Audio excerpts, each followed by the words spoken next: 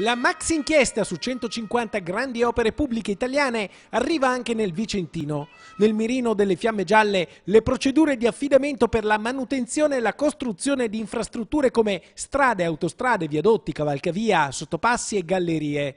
Nel Vicentino la Guardia di Finanza avrebbe perquisito anche sede, uffici e abitazioni di 4 indagati che sarebbero coinvolti in appalti sospetti, ma gli interessati contestano con forza le accuse e negano di aver mai preso alcun accordo illecito. Sull'inchiesta che ha investito il Veneto interviene anche il presidente Luca Zaia. Io dico che male non fare, paura non avere. Ringrazio la procura che sta facendo queste indagini, ben vengano queste indagini, l'ho detto anche col Mose, figuratevi se non lo dico ora, e vedo che noi siamo su alcune carte parte offesa, cioè la parte offesa lo siamo noi per alcune partite.